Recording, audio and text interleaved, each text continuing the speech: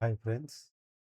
Power సిస్టంలో భాగంగా ఈరోజు ఈ వీడియోలో ఇంపార్టెంట్ ఫార్ములాస్, ఫ్యాక్ట్స్ గురించి తెలుసుకుందాం. ఖచ్చితంగా ఇది ఒక ప్రశ్న దీని మీద ఎక్స్‌పెక్ట్ చేయొచ్చు. సో, రావడానికి గూడా అవకాశం ఉంది.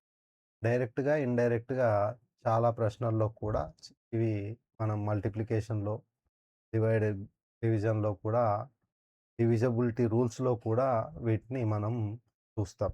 సో, ఆ ఇంపార్టెంట్ ఫ్యాక్ట్స్ అనేవి ఫస్ట్ చూసి, ఆ తర్వాత ఫార్ములాస్ చూద్దాం. ఫస్టు సహజ సంఖ్యా సమితి n అనుకుంటే ఇది 1, 2, 3 అండ్ సో ఆన్‌తో మొదలవుతుంది. నెక్స్ట్ హోల్ నంబర్స్ రికాల్ చేసుకుంటే 0, 1, 2, 3 and so on.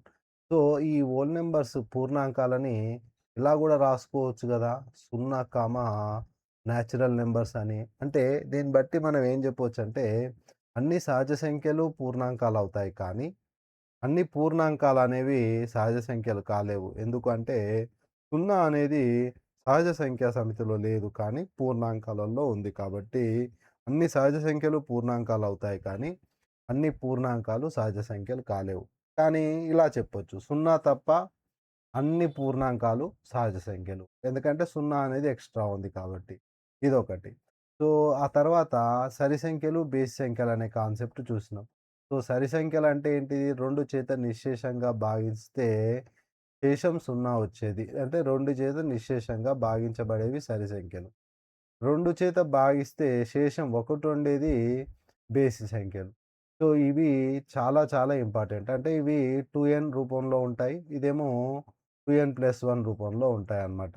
Wear n is equals to ఒక నేచురల్ నంబర్ తీసుకోవచ్చు. లేదంటే హోల్ నంబర్ తీసుకున్నా గానీ సరిపోతుంది. కానీ మాక్సిమం నేచురల్ నంబర్ తీసుకొని 1, 2, 3తో స్టార్ట్ చేస్తాం. 2 వన్స్ ఆర్ 2, 2 టూస్ ఆర్ 4, తర్వాత 6, తర్వాత 8 సో ఆన్. ఇక్కడికొస్తే 2 ఇంటూ 1 ప్లస్ 3 1, 2 ప్లస్ 1 3 అవుతుంది. ఆ తర్వాత 5 అవుతుంది. 7 అవుతుంది. అండ్ సో ఆన్ అన్నమాట. సో, ఇది 2n రూపంలో ఉందంటాం. ఇదేమో 2n+1 రూపంలోనేమో బేసి సంఖ్యలో ఉందంటాం.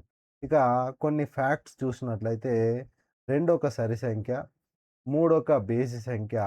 ఈ రెండిటిని కూడితే వచ్చేది బేసి సంఖ్య. అంటే సరి, బేసి సంఖ్యల మొత్తము ఒక బేసి సంఖ్య అవుతుంది. నెక్స్టు 2 ఒక సరి సంఖ్య, 4 ఒక సరి సంఖ్య. ఈ రెండిటిని కూడితే వచ్చేది 6. అది గూడా ఒక సరి సంఖ్య. అంటే 2 సరి సంఖ్యల మొత్తము సరి సంఖ్య. అలా గాకుండా 3 ప్లస్ 5 చూస్తే 8. అంటే 2 బేసి సంఖ్యల మొత్తము ఒక సరి సంఖ్య. అంటే 2 సరి సంఖ్యల మొత్తమైన, 2 బేసి సంఖ్యల మొత్తమైన సరి సంఖ్య అవుతుంది. కానీ ఒక సరి సంఖ్య, ఒక బేసి సంఖ్యల మొత్తము ఒక బేసి సంఖ్య అవుతుంది. ఇది గుర్తుపెట్టుకోవడానికి ప్రయత్నం చేద్దాం. ఇది సంకలనంలో అంటే అడిషన్‌లో. అలానే మనం భాగాహారంలో చూస్తే 3 ఒక బేసి సంఖ్య, 2 ఒక సరి సంఖ్య, తీసేస్తే 1 ఒక బేసి సంఖ్య. అంటే బేసి సంఖ్య, సరి సంఖ్యల మధ్య వ్యవకలనం లేదంటే భేదం అనేది ఒక బేసి సంఖ్య అన్నమాట. అలానే 4 ఒక సరి సంఖ్య, 2 ఒక సరి సంఖ్య అయితే 2 కూడా ఒక సరి సంఖ్య. అంటే 2 సరి సంఖ్యల భేదము సరి సంఖ్య. అలానే బేసి సంఖ్యలు తీసుకున్నట్లయితే 5 ఒక బేసి సంఖ్య, 3 ఒక బేసి సంఖ్య వ్యవకలనం చేస్తే వచ్చేది సరి సంఖ్య. అంటే ఒక బేసి, ఒక సరి ఉంటే బేసి సంఖ్య వస్తుంది. కానీ 2 సరి సంఖ్యల భేదమైన, 2 బేసి సంఖ్యల భేదమైన సరి సంఖ్య వస్తుంది. ఇది వ్యవకలనం అంటే సబ్ట్రాక్షన్‌లో. నెక్స్టు మళ్ళీ కొన్ని మల్టిప్లికేషన్‌లో చూస్తే 2 సరి సంఖ్య, 4 సరి సంఖ్య. 2 4 8 అనేది గూడా సరి సంఖ్య అవుతుంది. నెక్స్టు 2 ఇంటూ 3 అంటే ఒక సరి సంఖ్య, బేసి సంఖ్యల లబ్దము సరి సంఖ్య అవుతుంది. నెక్స్టు 3 ఒక బేసి సంఖ్య, 5 ఒక బేసి సంఖ్య. వాటి లబ్దము బేసి సంఖ్య అవుతుంది. అంటే 2 సరి సంఖ్యల లబ్దమైన సరి సంఖ్యే, ఒక సరి సంఖ్య, ఒక బేసి సంఖ్యల లబ్దం సరి సంఖ్య. కానీ 2 బేసి సంఖ్యల లబ్దం ఎల్లప్పుడూ కూడా బేసి సంఖ్య అవుతుంది. ఇవన్నీ కూడా ఎక్కడొస్తాయంటే మనం డివిజిబిలిటీ రూల్స్, భాగాహార నియమాలు చూసినప్పుడు, చివరి అంక యూనిట్ డిజిట్ కనుక్కునేటప్పుడు, తర్వాత ఎల్‌సీఎం, జీసీడీ చూసేటప్పుడు, ఆ తర్వాత ప్రైమ్ నంబర్స్, ప్రధాన సంఖ్యలు చూసేటప్పుడు వీటన్నిటిని ఖచ్చితంగా గమనిస్తామనమాట. అందుకని బేసిక్స్ అనేవి మెయిన్ ఇంపార్టెంట్. అందుకే నా నంబర్ సిస్టమ్ వీడియోలో సుమారుగా ఇది నాలుగో వీడియో. ఈ నాలుగో వీడియోలు కూడా ప్రతిదీ కూడా కాన్సెప్ట్ ఫస్ట్ చెప్తూనే దాని మీద మనకి ఎలా బిల్డప్ చేసుకోవాలి, ఒక నాన్ మ్యాథ్స్ స్టూడెంట్ ఏ విధంగా చేసుకోవాలనేది చూస్తున్నాం. ఇప్పుడు ప్రధాన సంఖ్యలు చూస్తే అంటే 1 మరియు అదే సంఖ్య కారణాంకాలుగా ఉండే వాటిని ఏమంటామంటే నంబర్ ఇట్‌సెల్ఫ్. 1 మరియు అదే సంఖ్య కారణాంకాలుగా ఉంటే దాన్నేమంటామంటే ప్రధాన సంఖ్యలంటాం. ఉదాహరణకి 2. 2 యొక్క కారణాంకాలు 1, 2, 2. నెక్స్ట్ 3 తీసుకుంటే 1, 3, 3. 5 తీసుకుంటే 1, 5, 5. నెక్స్ట్ 7 తీసుకుంటే 1, 7, 7. అలా కాకుండా 4 తీసుకున్నాం అనుకోండి. 1, 4, 4. 2, 2లో 4. దీనికి కారణాంకాలు 1, 2, 4. సో,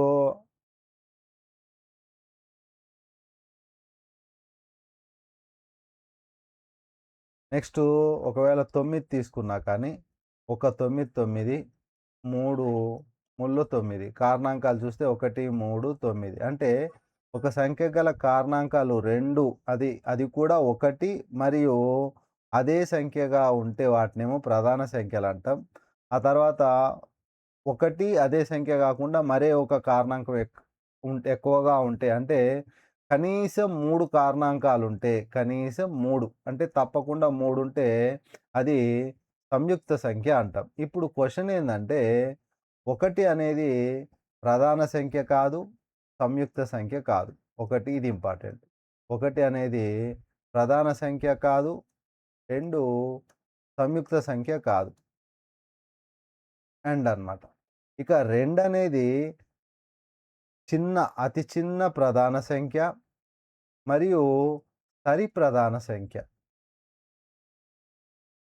ఇది ఇంపార్టెంట్ అన్నమాట. మరి బేసి ప్రధాన సంఖ్యల్లో చిన్నదేందంటే 3. ఇక సంయుక్త సంఖ్యలు తీసుకుంటే కనిష్ట సంయుక్త సంఖ్య ఏందంటే ఇంతకు ముందు చూసినాం 4. మరి కనిష్ట బేసి సంయుక్త సంఖ్య ఏందంటే 9. ఇది ఇంపార్టెంట్. కనిష్ట బేసి సంయుక్త సంఖ్య ఏందంటే 9. ఉదాహరణకి 2 ప్రధాన సంఖ్య, 3 ప్రధాన సంఖ్య, 5 ప్రధాన సంఖ్య, 7 ప్రధాన సంఖ్య. ఆ తర్వాత వచ్చేది 9 ప్రధాన సంఖ్య కాదు, సంయుక్త సంఖ్య. అది గూడా కనిష్ట సంయుక్త సంఖ్య. ఇక మధ్యలో మిస్ అయిన 4 అది సంయుక్త సంఖ్యల్లో కనిష్టం. ఇక 1 ప్రధాన సంఖ్య కాదు, సంయుక్త సంఖ్య కాదు. ఇది మనం గుర్తుపెట్టుకోవడానికి ప్రయత్నం చేద్దాం. ఇక కొన్ని విషయాలకొస్తే ధన సంఖ్య, రుణ సంఖ్యలనేవి వస్తాయన్నమాట. అంటే ఇంటిజర్స్ తీసుకున్నాం కదా! అంటే పూర్ణ సంఖ్యలు తీసుకుంటే ధన సంఖ్యలు, రుణ సంఖ్యలు మధ్యలో 0 వస్తుంది. ఇలా 2 ధన సంఖ్యల లబ్దము ఎల్లప్పుడూ కూడా ఒక ధన సంఖ్య అవుతుంది. ఒక ధన సంఖ్య, ఒక రుణ సంఖ్యల లబ్దము రుణ సంఖ్య అవుతుంది. 2 రుణ సంఖ్యల లబ్దం ఏమవుతుందంటే ధన సంఖ్య అవుతుంది. ఇది గుణకారం. ఇక భాగహారంలో చూస్తే ధన సంఖ్యని ధన సంఖ్యతో భాగిస్తే ధన సంఖ్య వస్తుంది. ధన సంఖ్యని రుణ సంఖ్యచే భాగించినా, లేదంటే రుణ సంఖ్యని ధన సంఖ్యచే భాగించినా రుణ సంఖ్య వస్తుంది. నెక్స్టు రుణ సంఖ్యని నెగెటివ్ నంబర్‌ని మళ్ళీ రుణ సంఖ్యతో భాగిస్తే ధన సంఖ్య వస్తుంది. ఇది గుర్తుపెట్టుకోవడానికి ప్రయత్నం చేయండనమాట. ఖచ్చితంగా ఇవి ఒక ప్రశ్న రావడానికి అవకాశం ఉంది. ఇది యూనిట్ డిజిట్‌లో ఇంతకు ముందుకు చర్చించిన విధంగా యూనిట్ డిజిట్‌లో గానీ, నెక్స్టు శేషం ఎంత అనే దాంట్లో కానీ ఇవి కంపల్సరీగా వస్తాయి. ఇంకా మనకి ఘాతాలు, ఘాతాంకాలనే కాన్సెప్ట్‌లోను ఘాతాలలో మెయిన్‌గా వస్తాయన్నమాట. ఎందుకంటే మైనస్ ఇచ్చి రాయమంటాడు. ఆ కాన్సెప్ట్ వచ్చినప్పుడు మనం ఆ విధంగా ఎక్కడ ఉపయోగపడుతదనేది చెప్పడానికి ప్రయత్నం చేస్తాను. ఇక బేసిక్‌గా మ్యాథ్స్‌లో కొన్ని ముఖ్యమైన ఫార్ములాస్ ఉన్నాయన్నమాట. ఇవి రోజు 2, 3 ప్రాక్టీస్ జేయడానికి ప్రయత్నం చేద్దాం. ముందుగా a + b whole square is equals to a square plus b square plus 2ab. ఇది ఎక్కడ ఉపయోగపడుతుంది? ఉదాహరణకి 15 స్క్వేర్ అంటే 225 అనుకుందాం. దీనికి నీకు రాలేదనుకో 15 స్క్వేర్‌ని 10 ప్లస్ 5 స్క్వేర్‌గా రాసుకోవచ్చు. So, 10 square 100 plus 5 square 25 plus 2 into 10 into 5. So, 100 plus 25 plus 5 రెంట్లో 10, 10 into 10 100. So, మొత్తం మీద 225. ఇది సమాధానం. ఇది a + b whole square is equals to a square plus b square plus 2ab. ఇలా పెద్ద సంఖ్యలు ఇచ్చినప్పుడు కూడా మనం సింపుల్‌గా ఉండేటట్టు విభజించుకొని మనం గుర్తుపెట్టుకోవడానికి ప్రయత్నం చేద్దాం. ఉదాహరణకి a - b whole square is equals to a square plus b square minus 2ab. ఇది ఉదాహరణకి 95 స్క్వేర్ కావాలనుకో, నీకు రానప్పుడు దీన్ని సింపుల్‌గా 100 - 5 హోల్ స్క్వేర్ అని రాసుకొని ఈ ఫార్ములాను ఉపయోగించి మనం చేయొచ్చనమాట.